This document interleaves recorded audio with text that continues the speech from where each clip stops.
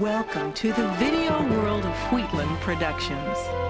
More than your window to great motor vehicle events, it's your reserved seat on an excursion through the Colorado Rockies aboard a Stanley steamer, or the best point on the curve of a sports car rally. The finest ride in a classic Packard through North Carolina. Best shot at Mopar performance excitement. The most delightful tour you can imagine across the Minnesota countryside. And the best spot to be at the largest and most celebrated automotive festival and parade.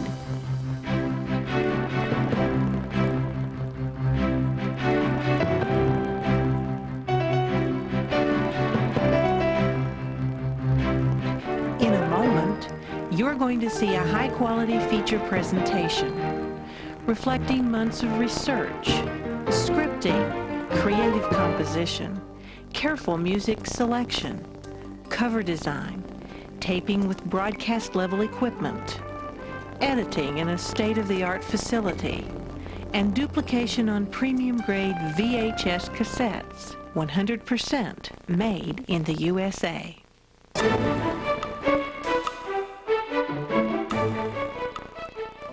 You'll go with us to Detroit, Flint, Auburn, South Bend, and a lot of interesting places in between.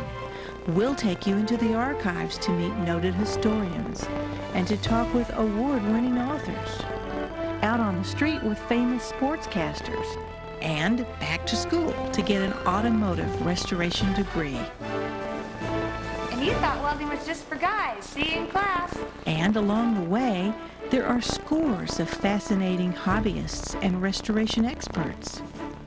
Rain or shine, we'll take you to the world's largest flea market and car show. We'll visit outstanding collector car dealers and international collector car auctions. To watch the action, taste the excitement, mingle with the crowd, and meet the dean of auto auctions. 33,000. Anybody in the house here to one the door now? 32,500. How much do we have for today? 350 in one ring and 375 in the other. Wow. Original documentary footage. Automotive nameplates that go all the way back to horse-drawn vehicles. 200-mile-an-hour Bonneville record holders. That beautiful chrome-laden Dynaflow you fondly remember. Car you dated in. A rare sports car you sure wish you'd kept. A breathtaking car that inspired a movie. That handsome Hemi that's dressed for the best. Even the fast-growing world of trucks, and especially farm tractors. We're covering it. Our productions are designed with enough substance to reward the knowledgeable collector, while at the same time delighting general audiences as well. Wheatland Productions, celebrating America's rich automotive and industrial legacy with a fresh, contemporary perspective on today's collectors and enthusiasts, along with an accurate account of our colorful industry superstars. Look to us for high-quality television broadcast segments and premium-grade videotapes, books, and posters at moderate prices. We're working on the projects you want to see.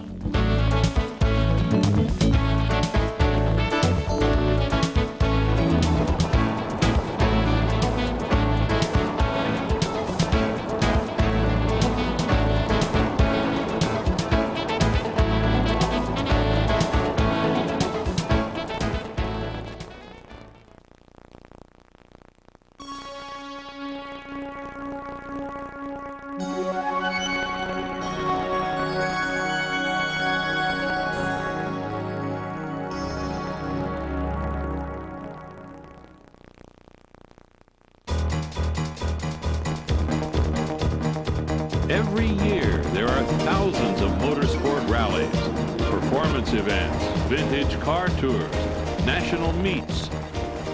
club-sponsored flea markets and car shows around the world. Few of them, though, combine such great enthusiasm, family participation, and such a wonderful array of diverse vehicles, all bearing the same nameplate as the meets held by the Studebaker Drivers Club.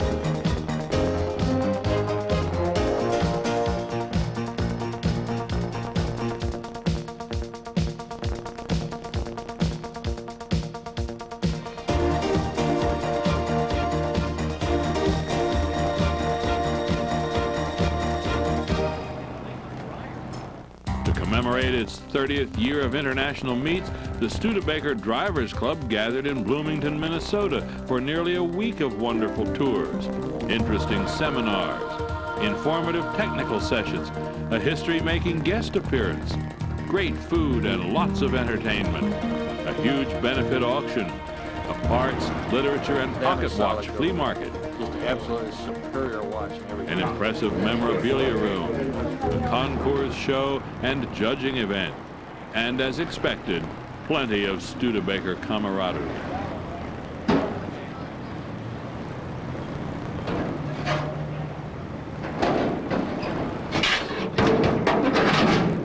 Want to come up further? Well, is that or is that good? That's good that way, but I'll also... You know, Tommy, you're the kind of guy that put those wheel covers in a dishwasher every day, but you wouldn't put a cup in there to save your soul, would you? By God, I believe you're right, Todd. I tell you, you'd have to ask my wife for sure, but I'm sure she'd go along with that. Well, that's why we spend the money in those dishwashers. You got our priorities right. Could be. Bloomington, Minnesota. Its natural beauty, often only steps away from hotels and corporate offices, was an ideal location for this great Minnesota meet. Add to that fine dining, Welcome to Bloomington, Minnesota. warm hospitality, and shopping, shall we say, on a grand scale. Nearby cosmopolitan Minneapolis, St. Paul provided world-renowned cultural events and great professional sports action. Maybe it was enough to beckon a few Studebaker conventioneers back for some more in another season.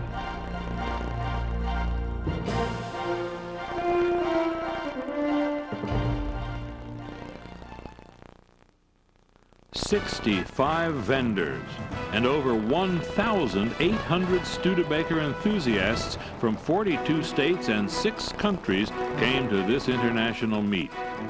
Most had the good fortune and great pleasure of traveling here in a Studebaker.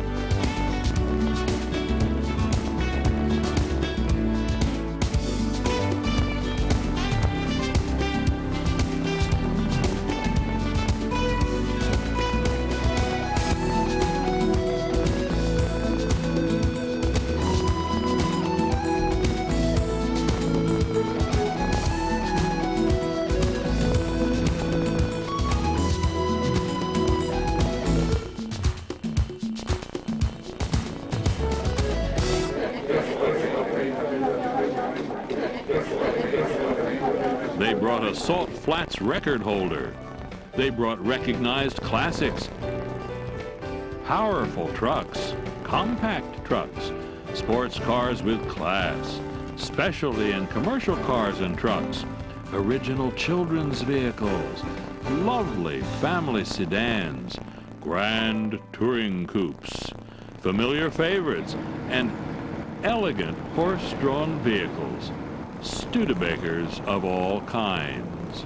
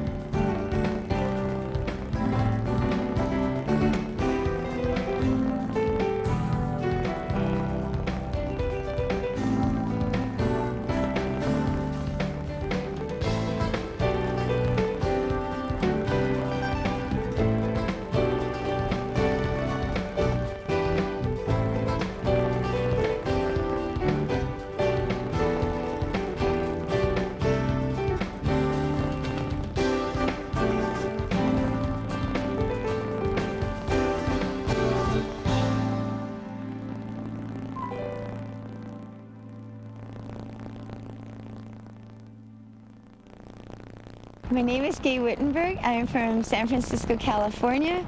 I belong to the Sequoia chapter, and I have a 1956 Powerhawk. I'm presently working for a show management where I set up conventions that come into San Francisco, whether they're Moscone Center or at the hotels. It was at last year's Studebaker International meet at Portland, Oregon, that on Tuesday night they had what is called a Studebaker auction. And one of the greatest gifts that I thought would be kind of fun to go for would be a wagon train ride, which started in Scobie, Montana, going to Bloomington, Minnesota. So I bid against another fellow in Los Angeles, and I won it. And Kathy Hughes, who's a really good friend of mine from Orange County, decided she wanted to go with me. We arrived into New Germany about 8 o'clock in the evening, and before we were all settled in, we had a huge bonfire with all the neighbor people, and we had s'mores, and we sang songs, and we just talked about what it would be like to be on a real wagon train in 1852.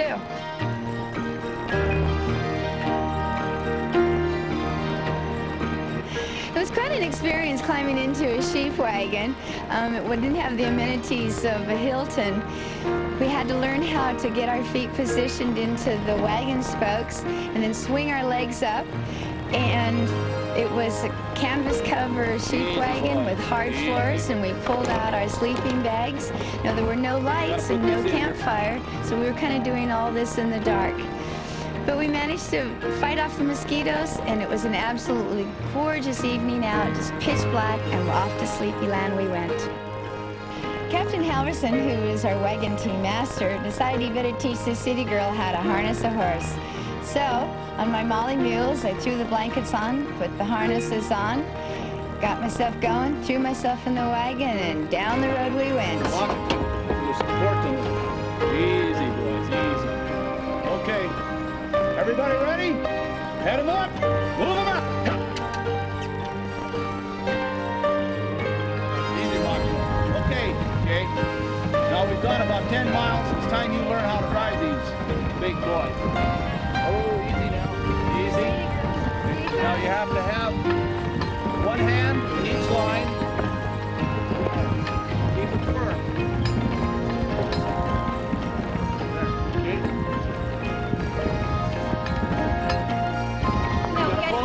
Keep them straight. See? We're on that tongue right now, so it's right in line.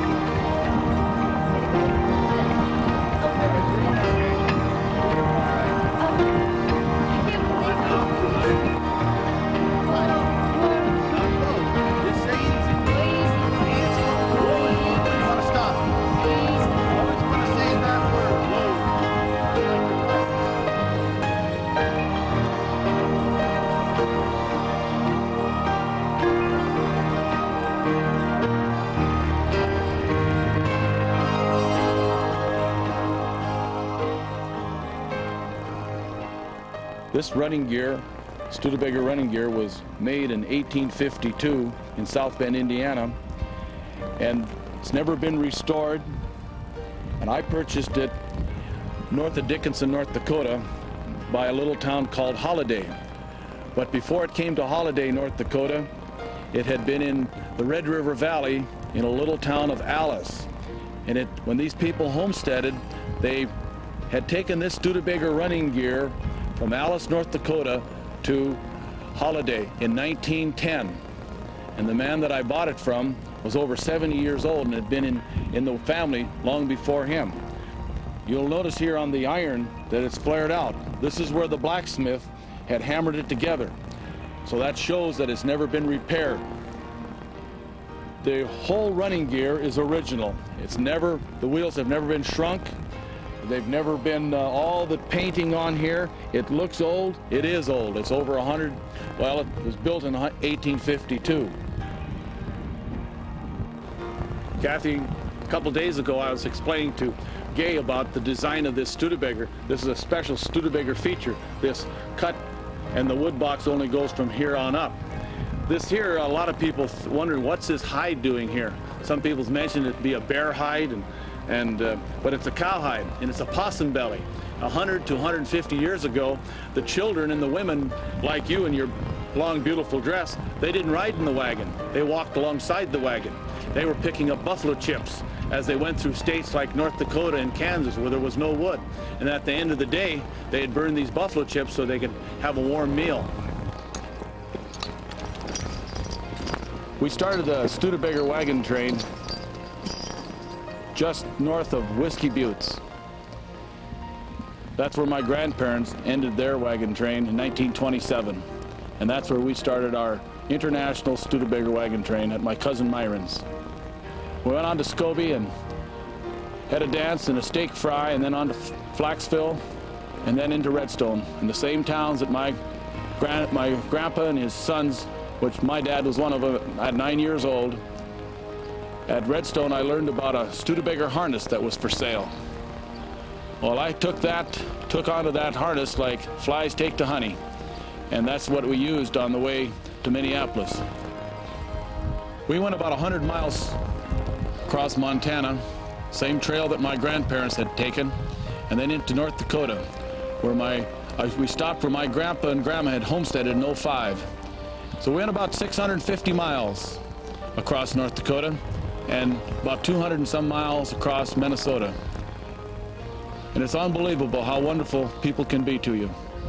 They was glad to feed us. We had county and town festivals and parades, and people would stop along the road and be willing to offer their hospitality to us. And we had some tough times, and that's what really made the trip, is the wonderful people that we traveled with and the people that we met.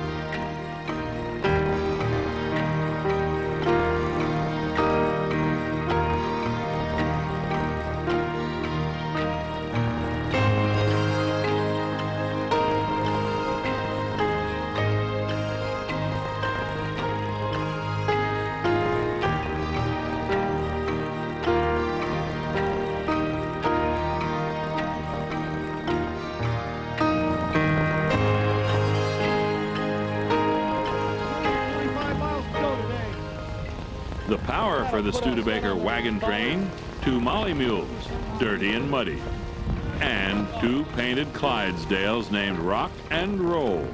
Think of it. How many car meets can welcome back a product line which includes vehicles manufactured even before the age of motorization, some of which are still in daily use, like this Amish buggy. These Studebaker people do have something special, and they know how to enjoy it. From 1800s horse-drawn vehicles to 200-mile-per-hour cars. Wow, 200 miles an hour on the ground. And who better to talk about that kind of performance than Ron Hall? In 1962, Studebaker introduced the Avanti.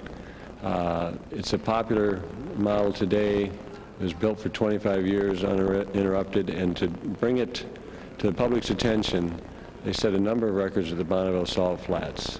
The fastest production car in America at that time was the Avanti at 170 miles an hour. Andy Granatelli, who worked for Studebaker, built an experimental Avanti, did 196 miles an hour. Over the years, we've always reveled in what Andy Granatelli had done, and it came to a point where we said, what has anybody done lately? So in 1988, we took my Studebaker Avanti and built it up to go out and attempt to reach the 200-mile-per-hour record. We found out shortly that it doesn't happen easily. So we continued our attempt. In 1988, we did 172 miles an hour. In 1989, we did 185 miles an hour. After a year of frustration of not getting our engine built, we came back in 92 and did 188 miles an hour. Corbin Walters of Jet City Studebaker built our engine, and it put out, as it did in 93 when we set our new record, 630 horsepower to 304 cubic inches. This engine was very well accepted at Bonneville. People kind of cheer us as an underdog. We're the only Studebaker-powered entry in 25 years, and people just kind of maybe felt sorry for us, but were certainly surprised when we pulled in with a record in the D production supercharged class with a top speed of 200.426 miles and an average speed of 195.640. We now currently hold a record that other records in different classes are the contemporary T-Bird Super Coupe, supercharged coupe, and the Merkur, and some Chrysler products with turbocharged engines. So we feel that we've made a good impression on a number of people. We've got some good coverage in various magazines, Hot Rod and Old Cars Weekly, and other publications. And it's renewed interest in Studebaker and their performance image that they always presented, as they always were good in endurance events and performance events, racing in Indianapolis in the 30s. And it's just continuing a tradition that's gone on for many years.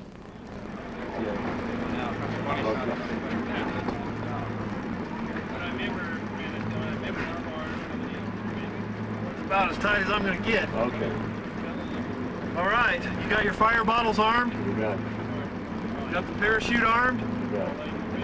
Okay, good luck. Hope to see you in impound. All set? We're going to check the ice one more time. Okay, check it now. Well, we got to get him out of here. Hey, you said we weren't going to be arrested in line. We just need one more minute. No problem. By me. Yeah, right, but that's what we predicted. And so that, I'm sitting there going, okay, he said that's what's going to happen. All set? Here we go.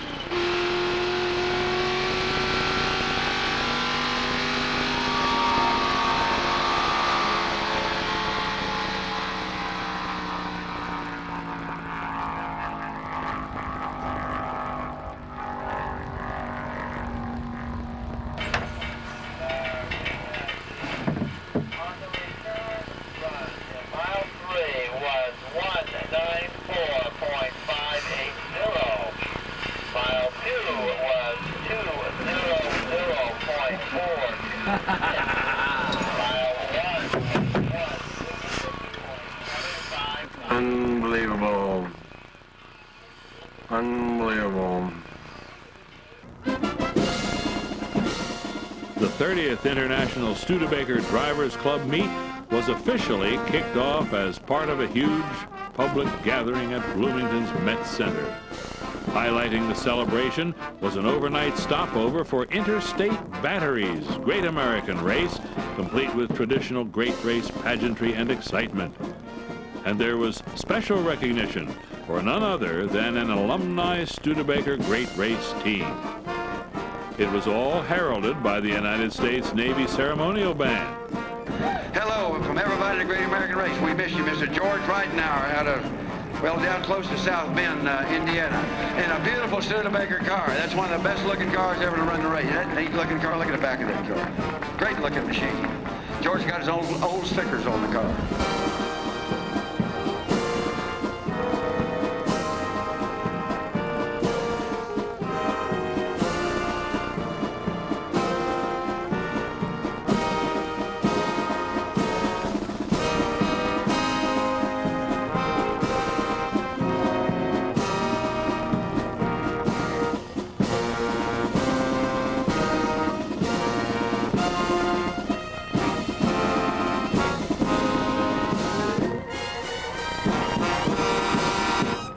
How about a big round of applause for the Navy Band? On the Mammoth Met Center parking lot, Bloomington's Shine Time America car show was greeted with big crowds and plenty of Minnesota sunshine. As expected, Studebakers dominated the show.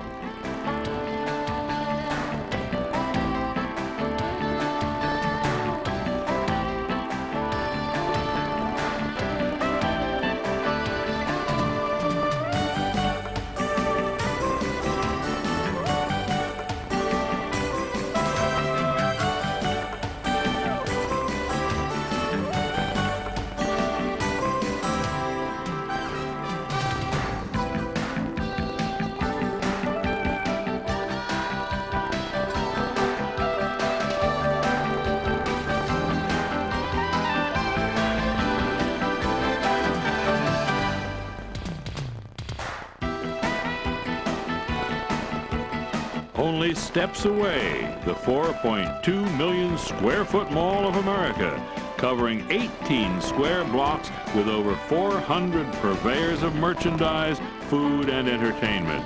You might say it's the country's largest commercial biosphere.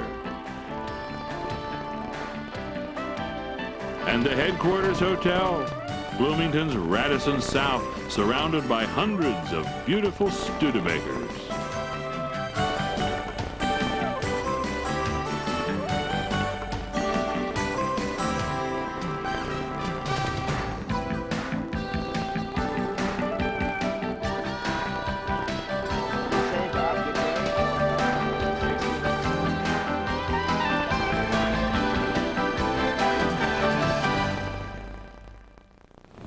Next morning, the Studebaker guests were treated to a deluxe motor coach trip and a very warm welcome by veteran pilots at the Plains of Fame Air Museum in Eden Prairie, Minnesota.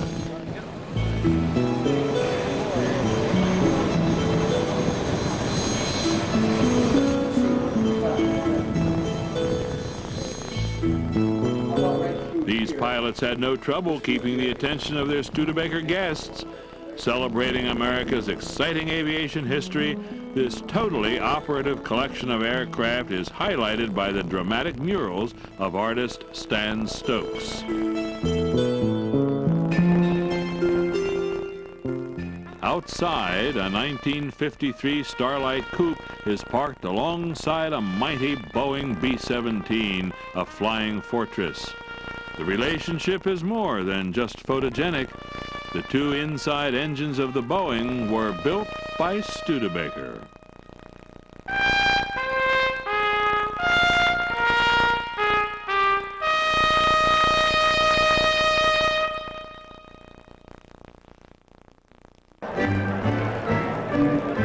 That evening, the Studebaker faithful enjoyed a beautifully planned opening night gala. It featured an elaborate recreation of a 1964 dealer showing, now 30 years later at the 30th International Studebaker Drivers Club meet. These North Star chapter workers put it all together, from an original outdoor Studebaker billboard right down to a 1964 style commemorative gala invitation for each guest. The live music, why, it included the official Studebaker March, as well it should.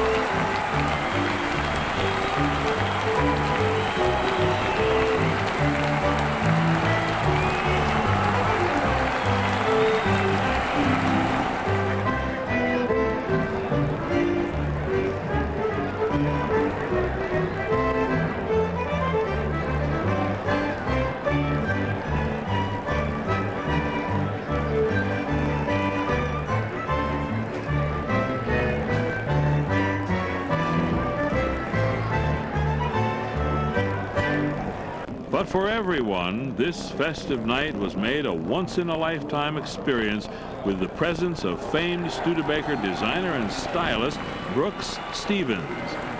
His marvelous styling can be seen in several great American products like the incomparable Harley-Davidson, the legendary Alice Chalmers farm tractors, and the beautiful Chris Craft. Great design never goes out of style. This particular evening was made even more special with the unveiling of Brooks' own concept car, the clean, contemporary Studebaker Scepter, planned for 1967. I want to show you tonight a concept car that was developed 30 years ago with Sherwood Egbert, the president of the Studebaker Corporation, as to what we should build thereafter. So it was a car that has many innovations. I hope you like to see it tonight because some of these innovations are just arriving on the market today. If you want to look at the front end of the car, what we used to call the grille now has a transverse headlight from one side to the other, built specially for this car by Sylvania, the lighting people. A tubular light that gives you a ribbon of light on the highway, and it's an easy thing to drive behind and very easy to drive against. You know how bad it is coming home on Sunday night against 4 hot spots on each fender, which are too round and too glaring to let you see where you're going. This would be soft light pointing your way and making it much easier to drive. Now the upper grille on this car was designed to take air to the interior of the car. We had the first bumper grille with a lower slot on the bottom of the bumper, which took the air to the engine compartment. Notice the cornering lights. These are the white cornering lights. These were long before General Motors put them on their cars. And at the back of this cornering light is a red warning light that flashes to the car that's trying to pass that you're going to turn. So all of these elements were new to Studebaker in those days and would have led them quite a ways down the road.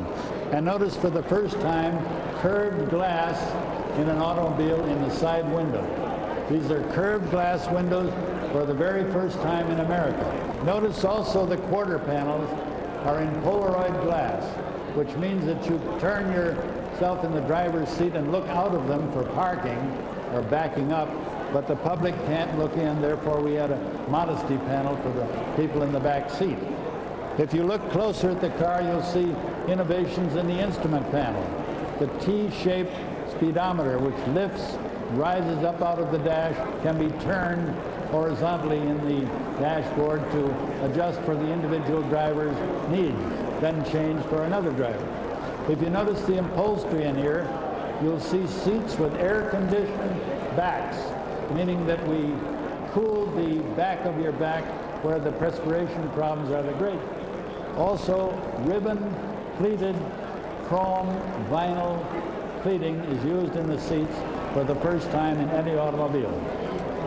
I believe the hood opening here is something you may not have noticed. It breaks at the lower line of this molding. When you open the hood, that means that a mechanic can lean over this car and in belt buckling the wheelhouse, he doesn't ruin your fender. Notice the roof line of this car, which is very thin and in brushed aluminum, for the coolest substitute for air conditioning you could imagine. And many other, the transverse tail light running across the car, long before Buick introduced it, about 3 years after this car was built in Italy.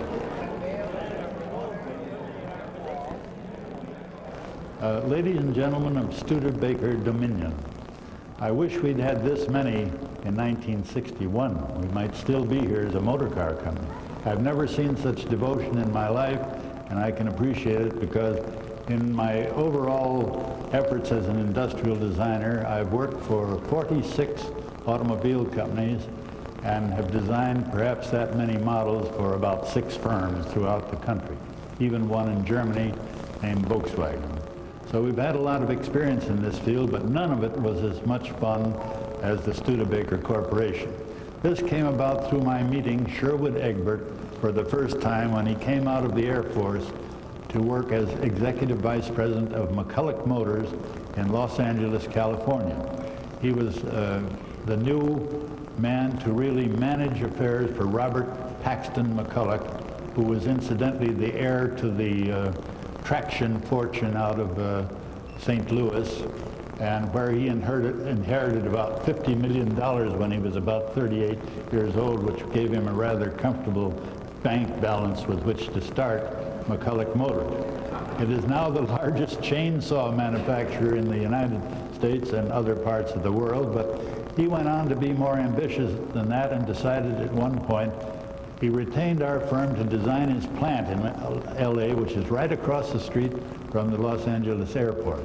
The McCulloch Manufacturing Company there, which entered into aviation, automotive building, and of course many other product lines that they built, was one of the largest new manufacturers in the early days in Los Angeles. Robert McCulloch was a brilliant young man, and he had people around him that were brilliant as well. And this is where I first met Sherwood Egbert, who came out of the U.S. Air Force as a colonel with braid and medals and all of the elegance that this handsome man bore in his bearing. I met him at that time, and Clarence Francis of the Studebaker Corporation was desperately looking for a new president. He called Robert McCulloch and made arrangements with him to loan Sherwood Egbert to the Studebaker Corporation in South Bend for a period of 5 years, theoretically, to take over the company and try to bring it back from the doldrums of the earlier management, where it had begun to lapse a little in its ability to sell cars. Sherwood Egbert phoned me one day in April, I think it was, of 1959 or 60, and said, "Brooks, I'm leaving for Germany today, where I expect to sign the Mercedes-Benz Corporation to come to America with their cars officially and enter the marketplace through our 3,800 dealers," I believe that was the number at the time, which gave them then instant coverage of the United States. Now, I'm going to have to admit some things to you today. I think it's safe because I'm 83 years old. I can't last much longer, so if I say a few things that are stretched out, you'll know why my initials are BS, of course. But anyhow, we've taken the roof line of the famous Thunderbird and played around with that and recessed the rear window, which was an innovation. And we cleaned up the sides and removed some of the indentations of Mr. Lowy, our earlier brilliant designer from before us, and changed the headlight rims and bumpers, and we're trying to begin to give this car the character of a real Gran Turismo. That in Italian sounded so elegant, we thought we should use that for our termination for the car. This is the one-off handmade metal car that we built out of the Lowy Coupe, right there in Milwaukee, where we worked with this Italian bodybuilder. You'll notice the little fins on the front end of the fenders, which were turning lights, warning signals, and of course, stabilizers for anything over 150 miles an hour. But anyhow, the Studebaker Meat Bulletin Board is always busy, filled with a potpourri of leads on vehicles, parts, and literature. Not far away, artist Don Caron shows his lovely Studebaker renderings, uniquely capturing the essence of the car he is illustrating. At Studebaker Drivers Club meets, Studebaker owners prefer to drive their cars and trucks when given the choice, and that they did on several day trips during the convention.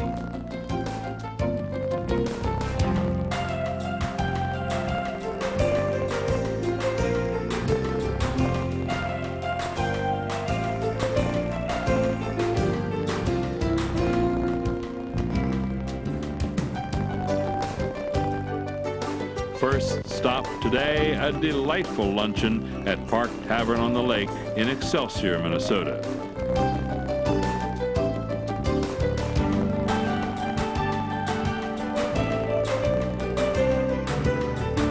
The food was delicious, the friendship congenial, and the setting beautiful.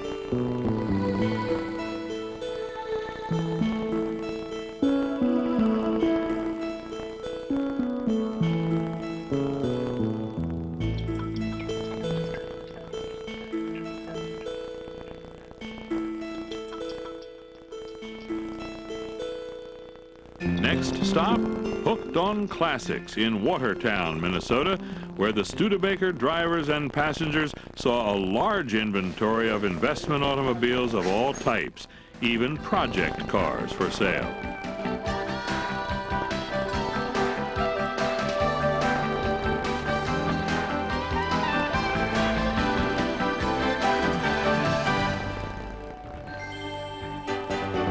And how better to end this busy day than on a relaxing Mississippi River cruise with the lovely sunset-lit Minneapolis skyline as a backdrop.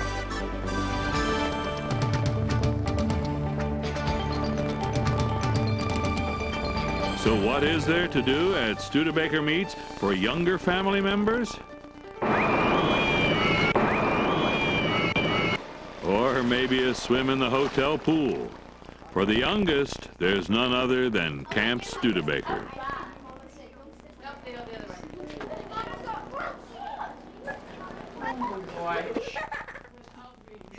Studebaker Meets include more than technical sessions, car talk, and parts flea markets. They feature wonderful day trips like those through quaint Minnesota towns, to historic Stillwater and Fort Snelling.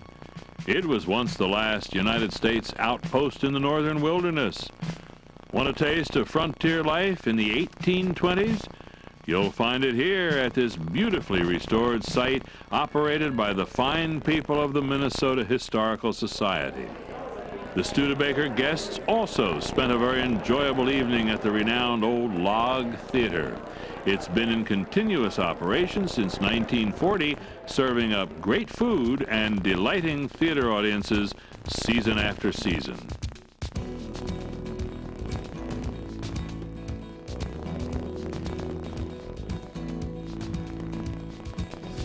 The concourse show and judging.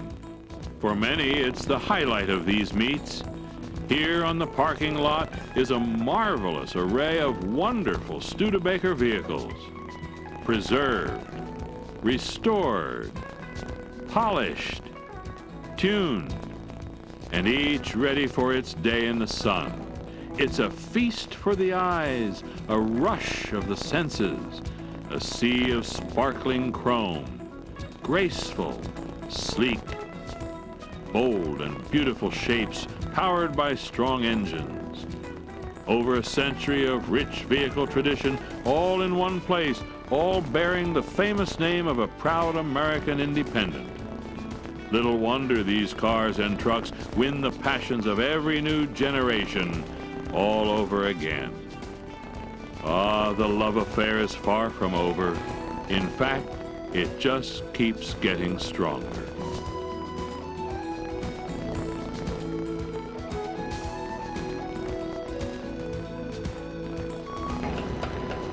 I'm Orville Richer from Wauseon, Ohio, an ex-Studebaker dealer from 1950 to 59.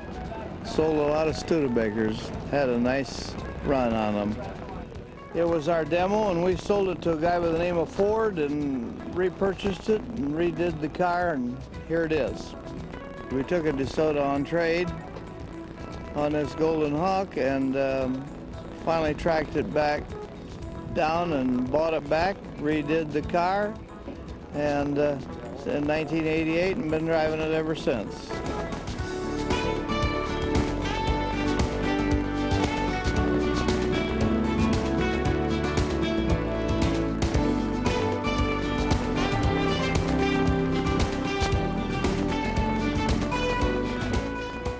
We've got ourselves a Model 4E12D. Very low production, shows Studebaker's foresight. We hear today every young kid that we go to a show comes up and says, boy, what is that, a Ford? What is that, a Dodge? We have to tell them, no, this is the granddaddy of the four-wheel drives. It's a 59 Studebaker. And it more or less shows that Studebaker was ahead of their time. They've been ahead of their time, and they are ahead of their time. We found this truck down in a farmer's yard down in Missouri. The guy was 93 years old, was the original owner. Used it as a feed wagon and as a roustabout wagon on a ranch. We think maybe he used it to pull stumps with, we don't know, but it had the power and it had the vigor to do that, which most Studebakers had and which most Studebakers still do.